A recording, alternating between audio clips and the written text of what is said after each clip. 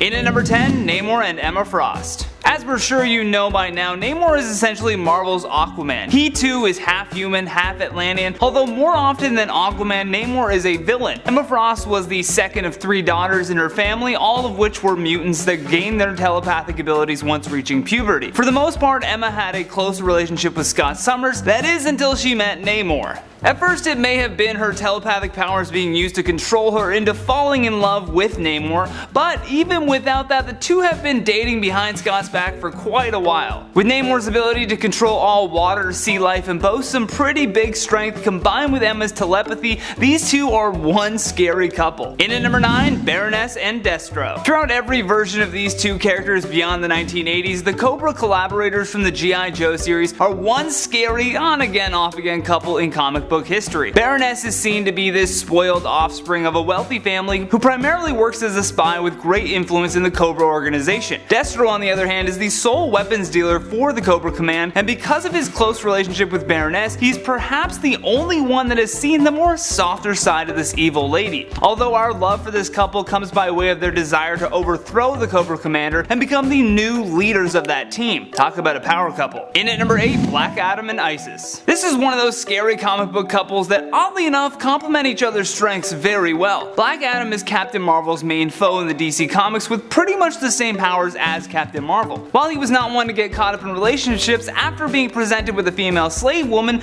Black Adam shows his softer side and decides to free the woman. It's soon revealed that this mysterious slave is actually the living embodiment of the ancient Egyptian goddess Isis. And while both of these superpowered beings are no stranger to showing off their powers, Black Adam's love and compassion for Isis is what actually keeps her from being the petty villain that she is, most of the time. The other half is her using Egyptian magic to curse people. In at number 7, the Joker and Harley Quinn. What began as a workplace fling soon snowballed into without a doubt the most famous supervillain couple in comic book history. The pair's toxic mixing of their own madness has been the perfect recipe for fans to really have a love-hate relationship for the Joker and Quinn. More often than not, they are viewed as a largely unhealthy relationship, but how else would you expect two complete psychos to be? Their twisted views of the world and overall lack of compassion has made them quite the scary and unstoppable duo. In at number 6, Spider-Man and Black Cat. The countless on-again off-again relationship between Spidey and Black Cat has become a fan favorite to watch develop over time. After first meeting in the Amazing Spider-Man number 194, Peter tried to see the good in Black Cat and thus gave into her infatuation with him. Although it became more and more obvious as time went on that Black Cat only wanted to be seen with Spider-Man and not Peter Parker, the unmasked child. As we mentioned, this relationship may have been a fan favorite, but for the most part it wasn't for Peter. Telling someone that you want to be in a relationship with them but they have to wear a mask isn't exactly the best grounds to start on. Plus, for the most part, Black Cat hasn't been the most reliable partner either. More of a nuisance for Peter to deal with than anything else. But we still love him. In at number 5, Rogue and Gambit. This scary mutant couple have had numerous comics published around their relationship and by far are one of fans' favorite couples when it comes to mutants pairing up. The reason why so many people fell in love with the comic book couple was due to Rogue's powers making things difficult for them to ever be too close. As a result though, this meant their relationship could build without the overbearing and often overdone sexually explicit scenes. With just their personalities being the only way the two could express love with one another, it cemented them as a powerful couple in the comic book realm. They are not a perfect couple by any stretch of the imagination, but differences aside, they were able to work together so well that they decided to get married, and we couldn't be happier for them. In at number 4, Batman and Batgirl. The whole Bat family dynamic has been an interesting one to watch for sure, but perhaps the scariest couple pairing that people were sort of into was when Bruce Wayne got together with Barbara Gordon. In the pages of Batman Beyond 2.0, we learned of this romantic relationship that had started between the two. The troubling thing was that Batgirl is both the daughter of Batman's closest ally as well as his sidekick's girlfriend. Fans loved the drama though of Barbara being pregnant with Batman's baby, and while at the same time Bruce dismissing her until she sorted things out with Dick Grayson. In at number 3, Thanos and Hela. Recently there has been some introductions to a terrifyingly new match made in hell between the Titan Thanos and the goddess of chaos and death Hela. After the Mad Titan's failed attempts to get with Lady Death, he moved on to the next best thing. Their first comic book kiss was in the unworthy Thor number 5, and Hela had just lost her throne, and to prove to Thanos that she still had her evil groove, Hela had to take down 2 of his smartest foes. Thanos loves him some chaos and destruction, so this act of violence was actually the perfect way to steal his big purple heart. In at number 2, Doom and the White Queen. Surprisingly enough, that metal mask and hunter green housecoat that Doom wears has not deterred him one bit from having multiple famous supervillain girlfriends. One of the more famous scary relationships that Doom has had was with Emma Frost when she was known as the White Queen. The love for this relationship from fans was due to both villains being extremely charming and evil all at the same time. This charm factor really complemented their brief romance, and with their combined strengths they made for quite the dynamic duo. Doom can manipulate objects and matter, which worked hand in hand with Emma's telepathic abilities. Last but not least, in our number 1 spot, Harley Quinn and Poison Ivy. Harley's relationship with the Joker has been fairly tumultuous, and after submitting to a ton of abuse over the years, Quinn finally reached her breaking point. Knowing that the longer she stayed in that relationship, the closer she would be to dying, Harley decided to leave the Joker. And after that, she sought help from her fellow supervillain friend Poison Ivy. Ivy never really cared for the Joker, or any man for the record, so needless to say, she was heavily inclined to console Harley. In a shocking turn of events though, Poison Ivy turned out to be supremely beneficial for Quinn's mental health. For the first time, Harley Quinn was experiencing what it felt like to be loved and respected. Additionally, Poison Ivy's superpowers meant that she would be easily protected as well from her crazed ex-lover, the Joker. Getting them out of the way early, we have Harley and the Joker in at number 10. Why so low? Well, everybody knows about them. And it was also requested we focus on other couples, so we'll do that. But of course, let us acknowledge that this relationship is not healthy. Meeting in the 90s animated series, with her origin being given in the Eisner-winning comic book story Mad Love, originally it was Harley as an ambitious, if not fully qualified psychiatrist who develops an obsession with the Joker. As boundaries are crossed on a medical level and an emotional one, things escalate. The tale ends with Harley so manipulated she falls for the Joker, frees him, and becomes his loyal sidekick slash henchwench. The Joker is quite abusive with Harley, abusing her both physically and emotionally. The depictions of her being struck and shot led to many feeling that her portrayal was glamorizing this behavior. However, over time it's become more mutual in terms of how it's depicted, making their relationship more and more brutal. It's not healthy, but some argue that as they are both villains, what more would you expect? I've actually done a full in-depth analysis of this over on my channel, Shipper's Guide to the Galaxy. So if you want to get real in depth with all this, the ins and outs, hop on over there. Moving on to a hero and a villain in at number 9. We have Roy Harper and Cheshire. After Roy was revealed to be struggling with drug addiction, he went on to turn his life around and took on new superhero identities such as Arsenal and Red Arrow. But before that, he started working for anti-drug programs and ended up going undercover for Checkmate, specifically to gain the trust of the villain, Cheshire. Only one problem, the two fell in love and started an affair, and Roy couldn't make himself turn her in, and instead leaves her, not knowing that she was pregnant with his child. He found that out much later, and the two have been quasi-co-parenting their daughter, though Cheshire tends to leave their daughter Leanne with Roy, acknowledging that as a hero, he's probably in a better position to care for her. The two still have feelings for each other that occasionally bubble over, but they walk different paths, and they know their lifestyles are incompatible with the other. So when they meet, they have to fight. The two then spiraled after the death of their daughter in a move still maligned by fans. However, Leanne was retconned out of existence during the New 52, and we'll see about Rebirth. We lost a lot of kids in the reboot. Is it appropriate to say RIP if they now technically never existed? One relationship that has existed since the character's inception in at number 8. Reed Richards and Sue Storm. The central couple of what many know as the First Family, Reed and Sue are iconic, as is their marriage. Sue is the first active superhero to become a mother, and she juggles her responsibilities with ease. However, her marriage to Reed is not all that idyllic. While Reed may be a super genius, he tends not to be a super husband. He is often neglectful, getting absorbed in his work, neglecting both Sue and their children. He can be a bit draconian, such as commenting on how she should dress and behave, and he's actually been shown slapping both Sue and their son. He also had an arc where he greatly favored one of their children over the other because one appeared smarter than the other. While it can be argued that all these details make him very nuanced, it could also be said they make their marriage less than ideal. A testament to love and patience, or a sign that it might be time for Sue to strike out on her own. You decide. A more traditional will they won't they couple in at number 7. We have the Green Arrow and Black Canary. They're that highly idealized couple with a lot of problems, but for some reason people really want to be them. First meeting in Justice League of America number 74 in 1969 after Dina's husband Larry died saving her, and she decided to move to Earth 1 and join the Justice League. Cause yes, Black Canary was at one point from another reality. Canary begins fighting feelings of budding attraction for Ollie with remorse over her husband's death. Their relationship progresses, but Dina's frequent issues with Oliver's personality and beliefs, i.e. his treatment of Roy,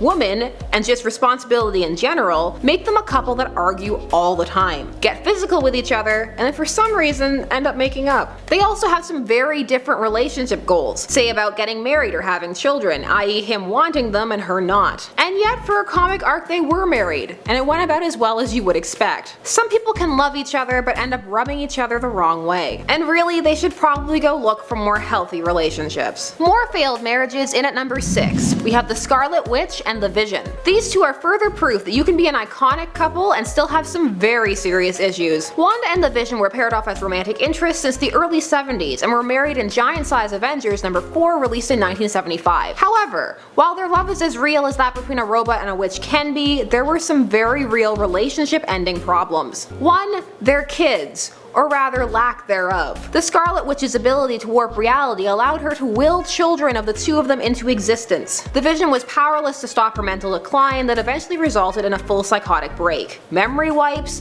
divorce, the Scarlet Witch dating Wonder Man, who is actually the holder of the brain patterns that created Vision. Even later, the Vision got a chance to start again, creating a robot family, but he still used Wanda's brain imprint as the source for his wife, even though their marriage hadn't worked out the first time. It's just a big mess. What started out as a sweet romance turned into a serious conflict of identities, mental health, and a true tale that sometimes love is just not enough. Can a robot and a human find love? Well, not these two. Or maybe it's just as complex as any relationship between any two people. Either way, it's a bit less romantic than people think. Moving on from complicated to cold-blooded murder. In at number 5, we have the Atom and Jean Loring. If you think it's the fact that these couples are made up of two superheroes that's killing their relationships, think again. Due to the demands of Ray Palmer's superhero lifestyle, namely him being away all the time, his wife Jean began an affair and was ultimately caught, which led to them divorcing, but Jean came to want him back. Which is fair enough, but her actions led to some of the greatest shakeups in the DC universe. I'm talking about the miniseries Identity Crisis. Spoilers ahead. Jean gets it into her head that if superheroes were worried about their loved ones, then Ray would come back to her. So she decides she needs to attack other superheroes' loved ones, which leads to the death of the elongated man's wife, as well as Tim Drake's father. It also spurs on the events that lead up to Final Crisis. Ultimately, Ray ends up having to deposit her in Arkham Asylum, and the guilt he feels for her haunts him still. Or did, again until the relaunch. Number 4,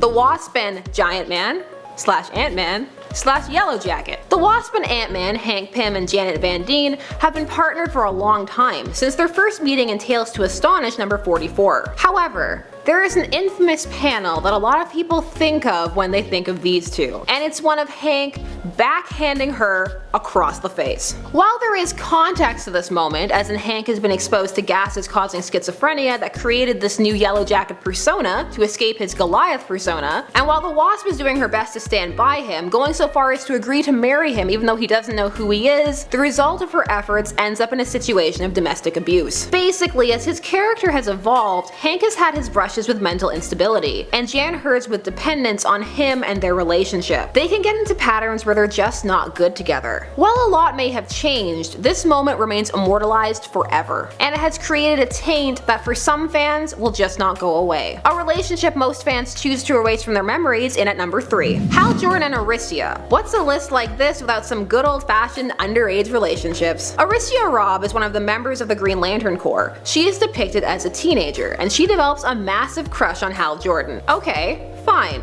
At first he does the gentlemanly thing and gently puts her down, and even refers to her as like a little sister to him. But that was before she got hot and they got stuck in a cave together. Stuck in a cave? That trumps morality every time. However, it was revealed that Aricia was subconsciously using her ring to age herself so that she and Hal could be together. So she's still an obsessed teenager, just in a fake projected aged up body. And he's a grown man who should know better. But no, they go back to Earth, move in together, and she attempts to pursue a modeling career. Their different reactions to changes in the Green Lantern Corps ultimately break them up, and this is largely a chapter that most fans just choose to forget. One most fans don't even seem to acknowledge, and at number 2, Batman and Talia. Batman has had many high-profile relationships, but while his will they won't they with Catwoman is well known, there is another more troubling relationship. Him and Ra's al Ghul's daughter Talia. Talia first appeared in Detective Comics number 411 in 1971, as both a love interest and a villain. Ra's would love to have Bruce Wayne join him, and a relationship between him and Talia would produce a strong lineage. While Batman does have feelings for her, they're confused and largely tied up in sexual drive and just Odd. So aside from the hero and villain dynamic, what makes this dysfunctional? Well, let's talk about Damian Wayne and his conception. Son of the Demon was a non-canon Elseworld story that detailed Talia and Bruce having a son. However, years later, Grant Morrison decided to make it canon in the 2006 story Batman and Son. However, he says he forgot some of the details around the conception. So the conception occurred after Talia drugged Bruce so that he would have sex with her, so that she could use his sperm to conceive a son that she proceeded to not tell him about. So in canon, Talia raped Bruce Wayne. And she's not repentant about it, the staff have never really acknowledged it, and it's just played off as not a big deal. Just a huge elephant in the room with double standards stamped across its forehead. So if that's number 2, then who's number 1? It's Jessica Jones and Kilgrave, aka the Purple Man. You know what you need to make a relationship work? Consent. Well, Marvel has a bit of a history with that. See a certain maligned Avengers story where Miss Marvel is brainwashed, but that's a tale for another time. This relationship comes from the acclaimed series Alias that ran from 2001 to 2004. When Jessica Jones met the Purple Man, he put her under his control instantly, keeping her as a pseudo-sex slave to rant and rail against, particularly against the Daredevil. Whether or not he actually slept with her depends on whether you're going by the comic or TV canon, but either way it doesn't really matter, as she did not want to be there. A lot of the dysfunction comes because aside from the circumstances, as his captive, Jones actually knows him extremely well, and he also knows her well too. Also, due to the extent of the manipulation, there is a small part of her that she actively suppresses and dislikes that does actually feel something for him. It's a complex issue to explore, and one few writers are up to. This relationship is very far from healthy, as rape and mind control ought to be. Kicking off the list at number 10, we have Squirrel Girl and Wolverine. Dorian Green made her comic book debut in Marvel Superheroes Volume 2, Issue 8. See, back in the early 90s, she was born with these fantastic squirrel abilities, including a tail to complete the picture. In the New Avengers Volume 2, Issue 7, the two of them have a brief interaction that hints that they could have been romantically involved at one point. There's some tension in the air, that's for sure. They're talking about being professional and also how amazing they look too. That's already enough evidence in my mind, but to make things even more interesting, later on in Wolverine Volume 4, Issue 8, Dorian is seen in Wolverine's mindscape with Emma Frost, Mystique, Spiral, and Jewel. This was the sexual fantasies room, so I mean, proof's in the pudding, guys. Number 9, Crystal and Quicksilver. In Fantastic Four, Issue 45, Johnny Storm met Crystal, sister of Medusa, and they hit it off naturally. Johnny thought she was straight out of a fairy tale, and once they showed each other their powers, well, love.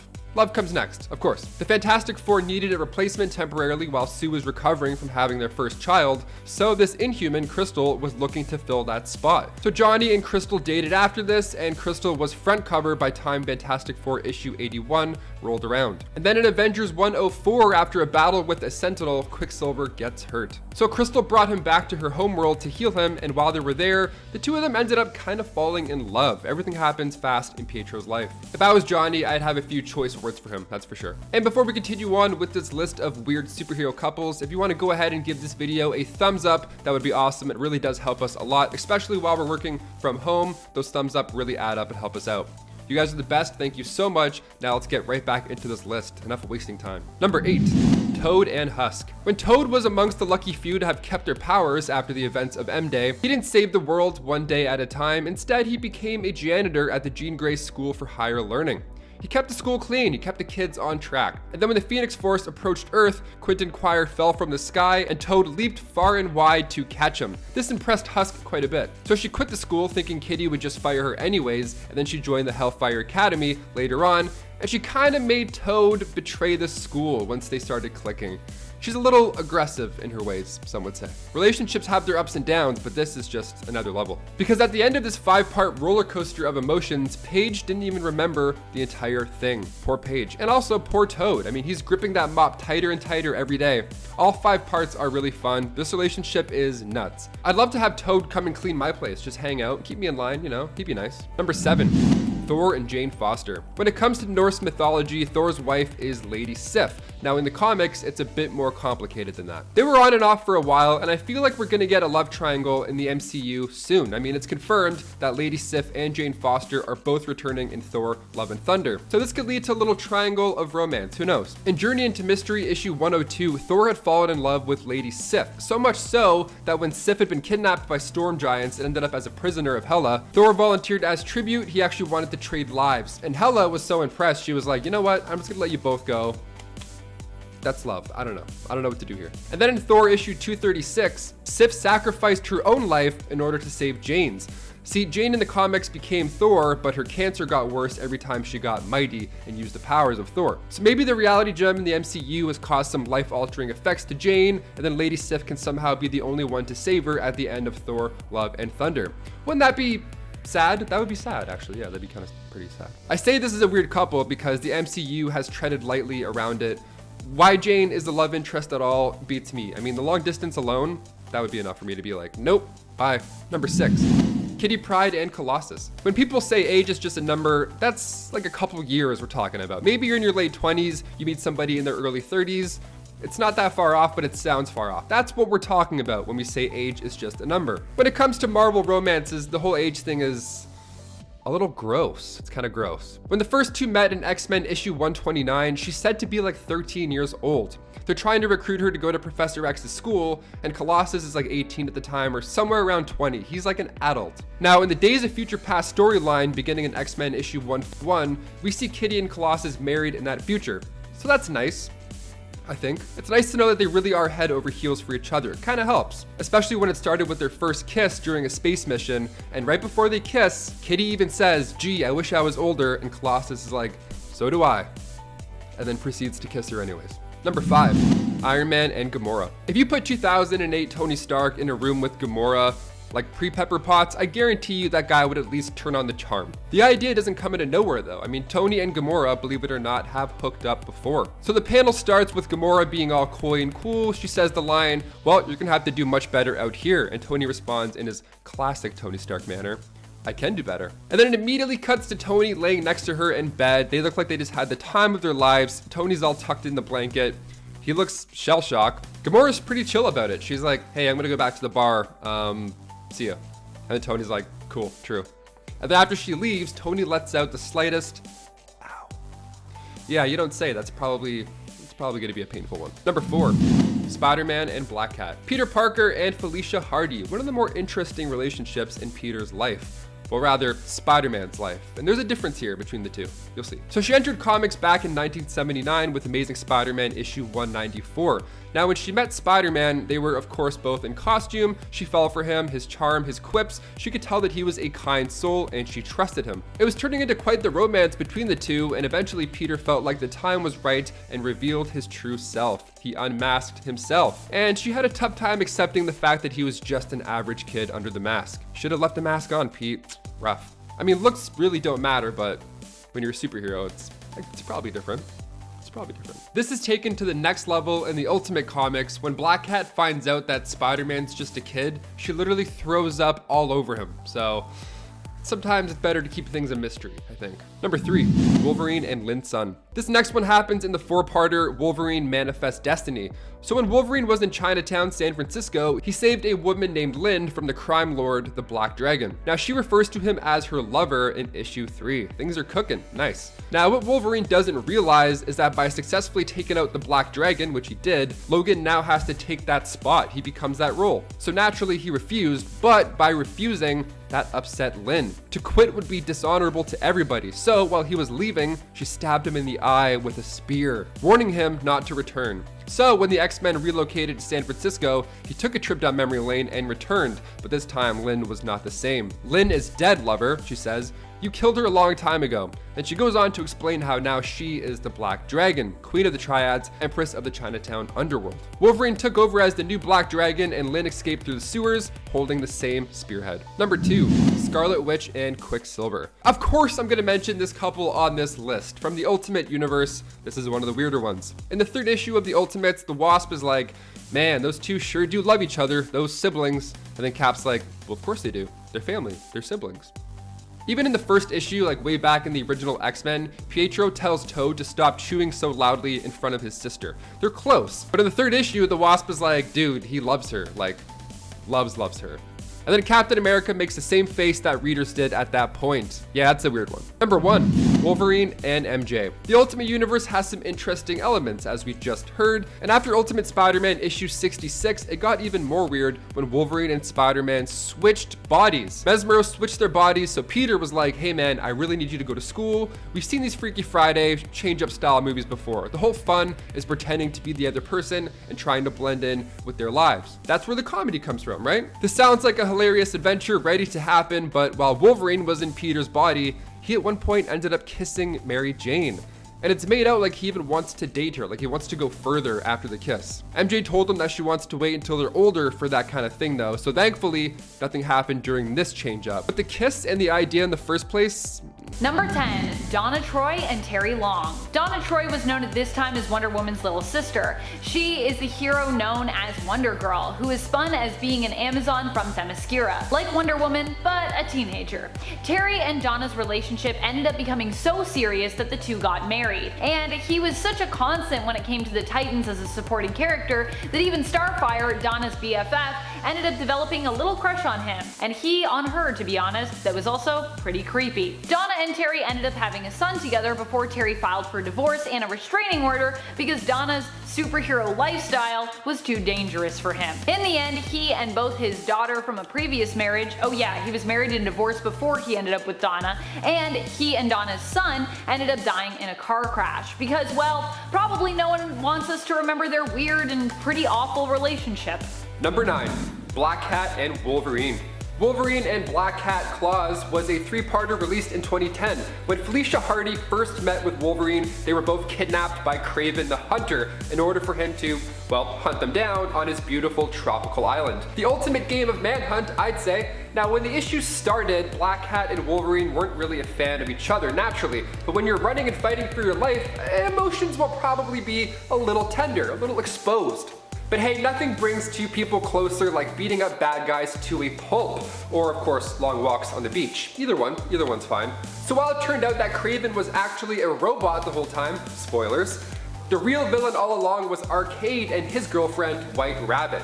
Bunch of fun games they're putting on there. They were behind all of this, and in the third part of the story, the cover alone suggests that the pair got much closer than the beginning of the tale. Black Cat steals a helicopter, Wolverine almost gets eaten by a fish, it's pretty tense. Later on, Black Cat admits that Wolverine was growing on her, and then a few days later, on a date, Black Cat also reminds Wolverine that she too can smell pheromones. And then we'll leave the rest up to your imagination. Number 8, Catwoman and Nightwing. Another one that I'm sure we'd rather forget. For those who aren't aware of this romance, it has definitely been shipped before by people, and the idea of Catwoman and Nightwing together has even made its way into the comics. Albeit it was mostly Selena doing the seducing here and Nightwing kind of just trying to make her stop, but definitely appearing at least a little tempted. I mean, this is Selena Kyle after all, who wouldn't be tempted, you know what I mean? Catwoman did some flirting and kissing with Nightwing while attempting to go after the same diamond that he was looking to protect. In the end, he figured out what she was really looking to do with their little dalliance, making sure that Nightwing decided to kiss and tell,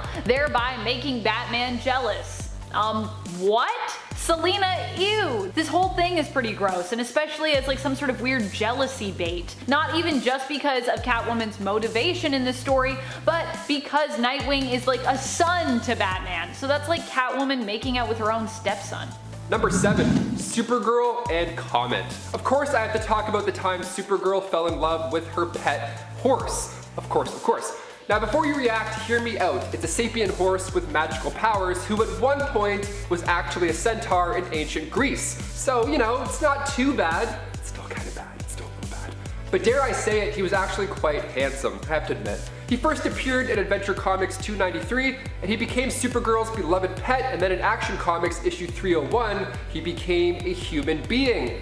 I wish my dog turned into a human. I'd be like, hey man, what's up with the Q-tips? Why are you eating Q-tips every day? Yuck, stop. So just how did this happen? Well, a comet, that was passing Earth, turned him into a human man appropriately named Bronco Bill. And if the name isn't selling you, he also became a rodeo star. I guess he has quite the experience in the field. literally speaking as well. Supergirl and rodeo star Bronco Bill fell in love and dated for some time until he, turned back into an animal. At that point, they called it off. Look, I have so many questions, I'm just afraid to ask them. Number 6. Tony Stark and Emma Frost. A lot of people have been confused about the potential future wedding that was made mention of in History of the Marvel Universe issue 6 between Tony Stark and Emma Frost. Or maybe you're not confused because maybe you didn't know about this, but this is a thing. This seems like one of the most random mashups to happen in comics, within the same universe at least. And yet some are speculating it could just be a marriage in name alone, and more about a strong business partnership cemented through marriage. However, did you know that Tony and Emma actually have a romantic history? You might have missed the brief mentioning of it, but back in the 2006 Civil War in issue number 3, it was alluded to that Tony and Emma have potentially been sleeping together on and off for years, when neither of them were otherwise attached. As weird as these two together sounds, I mean, it does kind of make sense. Both are powerful people with an appreciation for the finer things, and who are both masters when it comes to business dealings. So they might have more in common than you think. And if you're wondering, yes, Scott does know about it apparently. Number 5. Lois and Super Baby. Okay, being turned into a baby can be fun, definitely. In issue 147 of Batman, Bruce Wayne became a baby for a little and Robin didn't, so it was a good time. It was fun. The dynamic was funny. Just a little Batman using balloons to gain height, it's great. But sometimes it can get a little weird. For example, in Superman's Girlfriend Lois Lane issue 59, we see more of this babyverse come to life, and it's kind of serious and totally creepy. It starts out with Super Baby getting spanked, which is quite the intro. Well, in this comic, Super Baby is from an alternate reality, and Superman is still a thing. He's still his own unit. So Lois brings home the baby version, and Super Baby starts ripping photos apart, just being a pain in the ass. It's the 60s we're talking about, so Lois spanks him a lot. She's like rolling her wrist out in between. I mean, he's the baby of steel, so it's gotta hurt a little bit. Things get even more weird than all of this when you realize the story is just about Lana and Lois fighting over who gets to marry the older Super Baby. This is one I hope I forget, but now you have to live with it as well. Number 4. Jimmy Olsen and Mrs. Giz Piddlesinners. Jimmy has really random, weird, and random luck with women. Sometimes he gets the most charming ladies, and other times the most troublesome ones. Remember that time Harley Quinn pretended to be a love columnist who was interested in him because she actually wanted to kill him? That happened. He's had all sorts of superpowered and alien girlfriends over the years, but one of the weirdest instances of romance for Jimmy happened in issue 100 of Superman's pal Jimmy Olsen, during an issue where we saw him married, or almost married, to Lucy Lane, Lois's sister. In fact, the wedding ended up not happening after all Jimmy's exes showed up, who still had a thing for Jimmy, including Miss Giz Piddlesinners from the 5th Dimension. We'll just call her Miss Giz for short.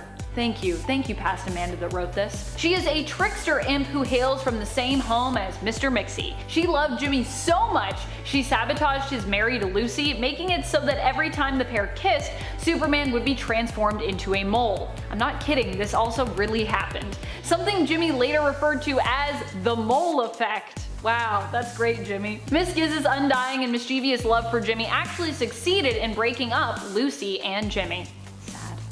Jimmy never gets any love in the end. Number 3. Killer Croc and Orca. A fishy match made in heaven, that's for sure. I wouldn't want to double date with these two. I mean, the smell alone, I'll take the check. Let's get the hell out of here. In the Injustice Elseworld series, Killer Croc and Orca are married. Now, they must have met on Plenty of Fish or something. Now, that sounds like a pretty serious romance as it is, but in Injustice Volume 2, Issue 42, things get to the next level. Orca walks in, announces that she's pregnant, and the room goes silent. No one makes a peep. There's a dull in the air. And then Killer Croc just slowly stands up, looks around for a little, and then tells the gang that he should probably head out now. He's not too pumped at the moment, but we definitely were.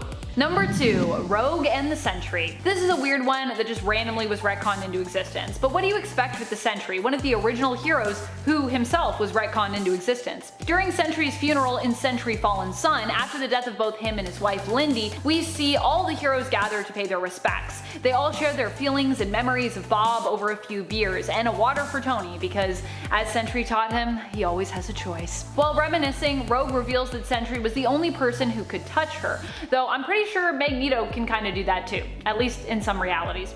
Anyways, because Sentry was the only person who could touch her, they ended up having a deeply emotional and physical relationship. We don't really know what Lindy thought of this, or when exactly their relationship happened, or how that all works. This is all we get before Rogue runs off in tears, and I don't think it's ever really mentioned again, so that's kind of weird. And number 1, Harley Quinn and Harley Quinn. Do you think if you met another version of yourself, you would like them? Would you fall in love? I had this conversation with my friend after watching Loki recently. I could date myself maybe for a week, and then I would go through my phone and be like, who's this guy? And I'm like, you tell me, bro. But when Harley Quinn met herself back in 2016's Harley's Little Black Book, she fell in love. It was great. From Amanda Conner and Jimmy Palmiotti, we get to see 6 issues where Harley teams up with other big names, like Superman, Lobo, but then things get unique when Harley meets herself in one of these fun alternate universes, and it's great. They love each other, it's a ride. This whole issue was a good time, but it just honestly made me think if I could date myself. Amanda, could you date a clone of yourself? I would date me. I would date a variant of me. So either like male, female me, but like, you know, has to be a little different. Yeah, definitely. Chris, what about you? So quick, he's like, yep, absolutely. Yeah, we're both like, yes, we would totally do it. I would do it. The same clone, same height too. We could dance together. Oh, it'd be great. The curls, we get lost in each other's curls. It'd be beautiful. Everybody thinks that superheroes are so tough, but they're just a bunch of romantic softies at heart. Once upon a time, a wizard and a king fell in love. I am not talking about BBC's Merlin, but instead Billy Kaplan and Teddy Altman, or Wiccan and Hulkling. They are one of the sweetest couples being printed today, and many hope they will be making their big screen debut soon if Billy's intro in WandaVision as Wanda and Vision's son is anything to go by. It hasn't been all sunshine and rainbows for the boys. One time, an interdimensional parasite called Mother attacked with Loki. While Mother was mothering, Loki put it in the young couple's head that Billy used his reality warping powers to make Teddy like him. Obviously that isn't the case, and the pair just realized that even if Loki was lying, or that's how it actually started, they're both head over heels now, so who cares? Their love ends up literally saving the day. Hulkling is of royal descent. He is son of male Captain Marvel and the Princess of the Skrulls. Eventually, he becomes king of the Kree and Skrull nations, uniting them together. Wiccan and Hulkling got hitched in 2020 in Empire number 4, and that now makes Wiccan royalty as well. Good for them. I personally have been shipping this next couple since I was 5 years old because I saw them together in Batman and Mr. Freeze Sub-Zero, and they were everything to me. I'm talking about Batgirl and Robin, later Nightwing. They are 2 of the founding members of the Bat family, both starting out as sidekicks to the Big Bat before becoming their own independent heroes. This is when Robin switched his name to Nightwing. The pair started out as friends and then fell in love later. That's a great foundation. Barbara was Grayson's first love, adorable. Even though they have gone their separate ways a few times and gotten romantically involved with other people, they always come back to each other. When you survive Gotham together, you stay together. Marvel's first ever couple, Mr. Fantastic and the Invisible Woman, just had to be here. While their relationship has had its up and downs, the couple seems to always work it out in the end and has maintained one of the longest marriages in MCU history. One particularly sweet moment was in the Fantastic Four Volume 4, Issue 4, when Mr. Fantastic traveled back in time to paint cave paintings for the Invisible Woman as a monument to her. It's a picture of the whole squad, but she has a big heart around her head. The team discovered it while on a mission. Their wedding was the comic book event of the century, with heroes like the X-Men, Doctor Strange, and the Avengers all in attendance.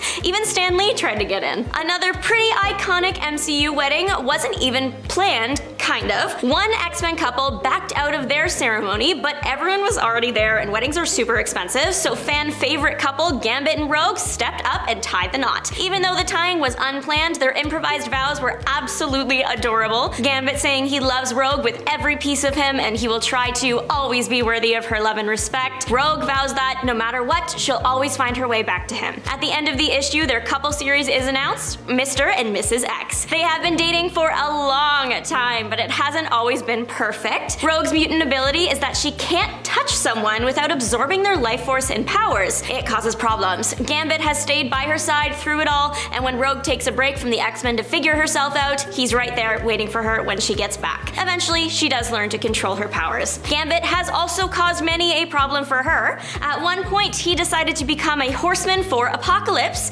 Death specifically. In the battle with the X-Men, he is unable to kill her because even though he's a totally different person, his love for her was so great it broke through his mental fog fog and stopped him. They also have 3 cats together. That's the ultimate commitment. Wanda and Vision are an unlikely duo. Wanda, a mutant with a powerful set of magic skills, and Vision, an android with the capacity of feeling as a human does. Yet somehow, these two fit together perfectly. In the films, Vision helped Wanda work through her trauma. Age of Ultron was not kind to her. They escaped together for a bit to try and live as normally as possible until they were found so they could fight in Infinity War, and I think we all know what happened there. In the comics, they are fine-ish and had a pretty iconic moment that eventually was put into the TV show WandaVision. The pair wanted kids, but Vision is a robot, so that wasn't happening anytime soon, unless of course one of them happened to be one of the most powerful magic wielders in the MCU. Short form, Wanda used magic to create the babies, Wiccan and Speed, or Billy and Tommy, but they never got to raise them. In the show, it was because they weren't real, but in the comics, it was because there was a magic mix-up and the twins ended up getting adopted by human families. In WandaVision, we learned that Vision had plans for the future, buying land for their first house, leaving the deed to Wanda with a heart reading to grow old in. They deserved better. Pepper Potts and Tony Stark make such a perfect pair in the films. It's hard to imagine she ended up with Happy Hogan in the comics. The comics, Iron Man did realize that his superhero life was always going to prevent Pepper from living a normal life. He did love and trust her enough at one point to make her the CEO of Stark Industries, something that happened in the films as well. The Starks in the movies, though, are couple goals for real. With a ship name like Pepperoni, that is a setup for success. They started out professional the same way they did in the comics, with Pepper as Tony's secretary, but the chemistry is hard to ignore. Eventually, they end up married with a little girl living in a beautiful house on the lake. Eagle-eyed fans notice that the blue on Pepper's rescue armor featured in the iconic Endgame battle is a very similar blue to the dress she wore to the Stark Industries charity event in the first film, where Tony arguably fell in love with her. He is just a romantic at heart. He often puts Pepper's well-being above his own. In Iron Man 3, a missile hits Tony's mansion, and instead of calling an Iron Man armor to himself, he calls it to save Pepper. At the end of the movie, he destroys 33 suits in a romantic fireworks show to show Pepper that he wants to prioritize their relationship. This next couple is as incredible as they come. I'm talking about Bob and Helen Parr, Mr. and Mrs. Incredible themselves. Their super wedding was also a massive hit in their hero world, and they went on to have 3 sweet and super kids. Mr. and Mrs. Incredible have been through it together. They dealt with heroes being all but banned from being in the public, and then needing to raise 3 power unstable super toddlers. Yes, Bob wasn't always 100% honest with Helen when he was off retraining to be a superhero, but they talked it out, they worked out their own problems at the same time as saving the city, and Bob just couldn't stand waiting on the sidelines anymore while bad things were happening all over the city. He has to help people. Elastigirl is not to be ignored here either. In her words, leave the saving of the world to the men?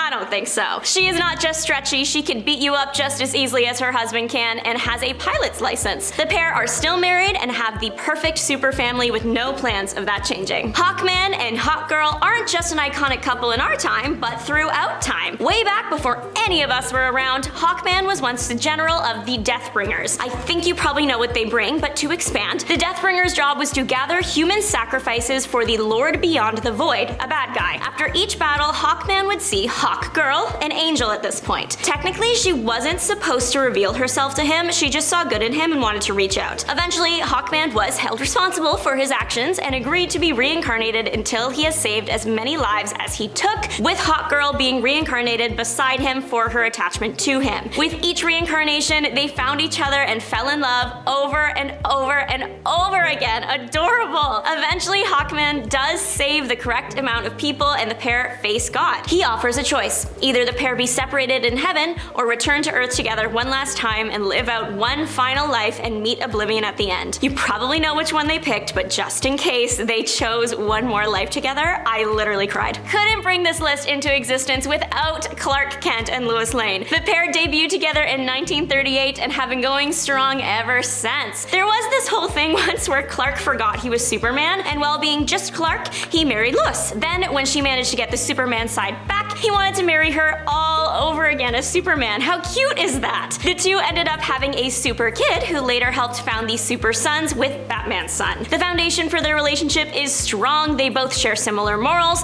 and Clark has gotta be one of the most righteous and loyal men out there, with her being the same as well as smart and sweet. It's picture perfect. The sweetest and funniest moment between this pair would have to be in the 1930s Detective Comics. Clark Kent goes to ask her out, but oh no, she has eyes for another, and it's Superman. Girl, she even said Clark sickens her.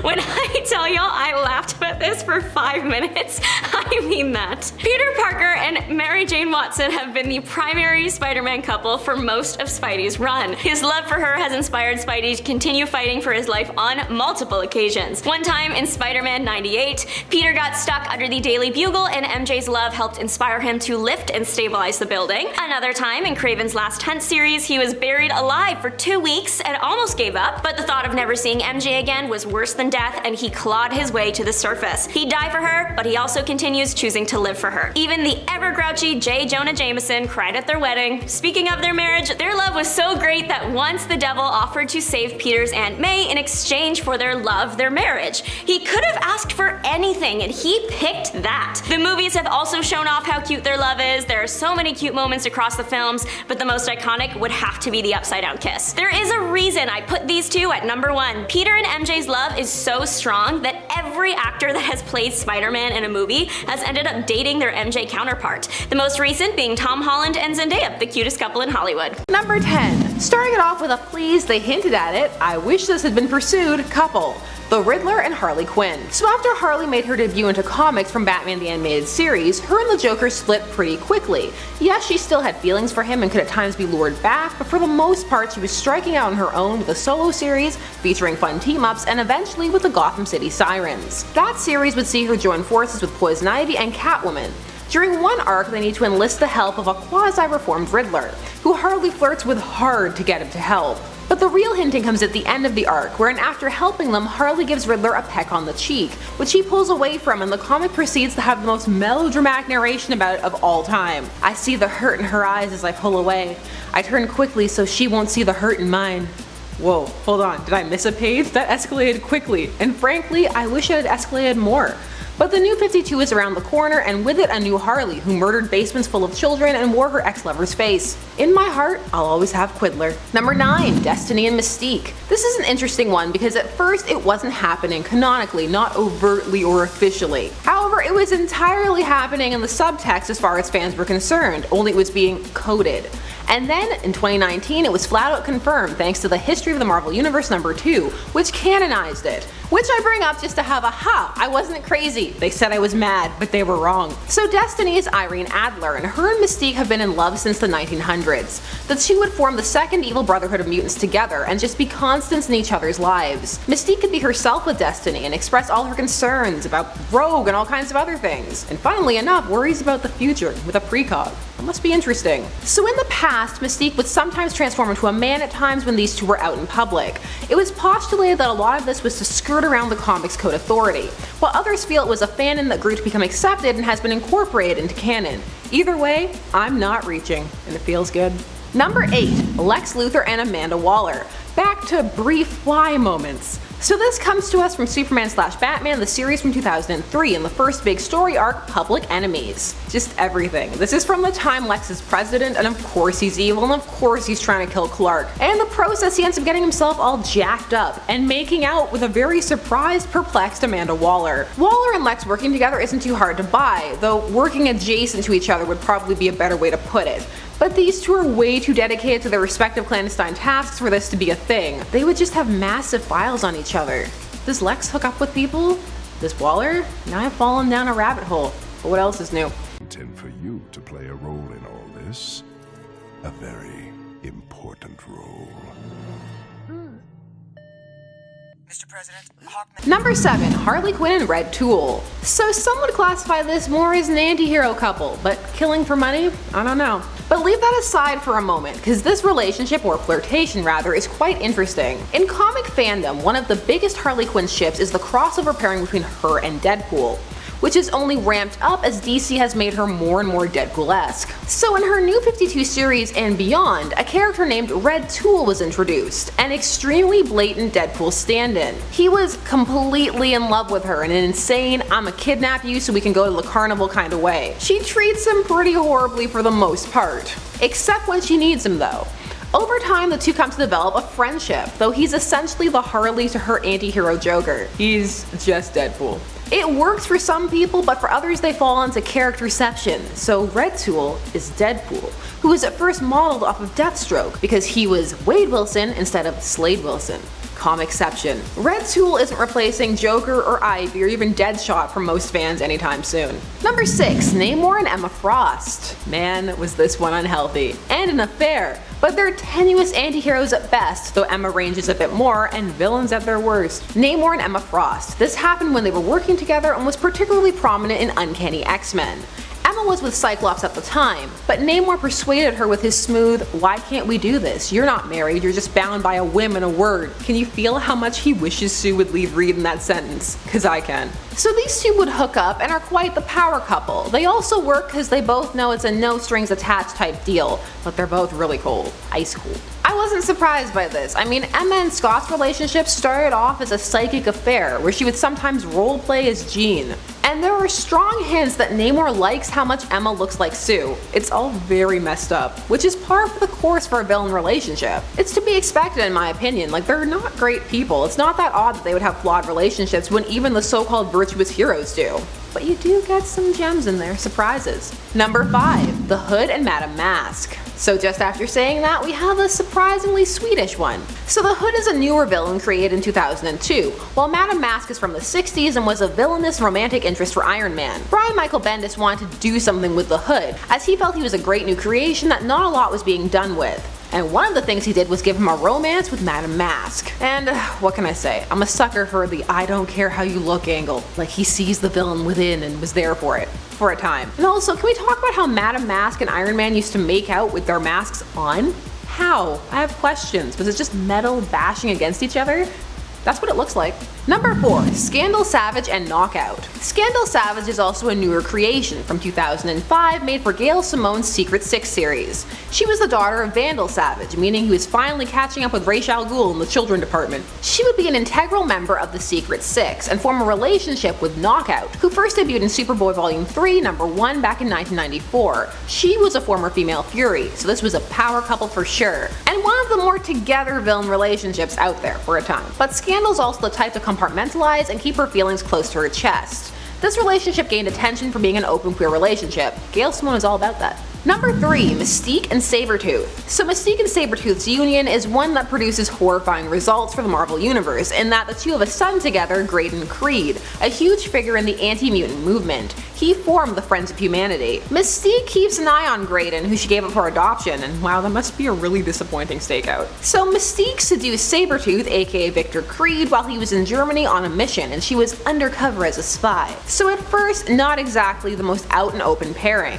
though it would become one later on. Mystique isn't bound by what people look like. They're both passionate and have a kind of instinctual understanding of each other. They can be a bit of a bastion in between the madness that is their lives. Did you know they had a team-up comic? Yeah, they did. Sabretooth and Mystique. So people were here for this. You don't just get a team-up comic. Well, I mean, sometimes you do. They're trying to boost one of the popularities of the characters. But it has to be people the company thinks fans will want to see together. Number 2. Carnage and Shriek. Yes, there was a romance for Carnage. Bizarre, twisted romance, just like you'd expect. Well, if you were expecting a romance at all. Both of these characters are from the 90s. Her and Carnage would team up in the event Maximum Carnage, a crossover from 1993, which was as extreme as it sounds. She is one of the people Cassidy Carnage frees when he escapes from Ravencroft. They would recruit Doppelganger, Demoglobin, and Carrion, and place themselves in the position of being parents to them like a dysfunctional symbiote family. Shriek was all over him, and some fans were all over this, just crazy villains doing their utmost to, well, do what villains do best. These two still get fan art. There's kind of a proto-Joker Harley thing going on here, but it branches off pretty quickly. What in the name of? It is my master, Dormammu, who confers this gift upon you, Cassidy. And number 1. Thanos and Hela. You probably saw this one. This was one of those things that got articles galore. Articles with headlines like, Thanos and Hela just got steamy. No, stop. Why all the press? Well, Thanos and Hela were big in the MCU popularity charts at the time. This began in the unworthy Thor number 5. But really, is it that odd? Hela is the goddess of death, and Thanos was formerly obsessed with death. So it's really almost like a transference. Two cosmic beings who will be around for much longer than most of their enemies. Though, well, not Thor, because he's nigh immortal. Do you support this, or do you feel like it was one of those horizontal marketing things to try and draw attention? Cross promotion is very real and sometimes is subtle.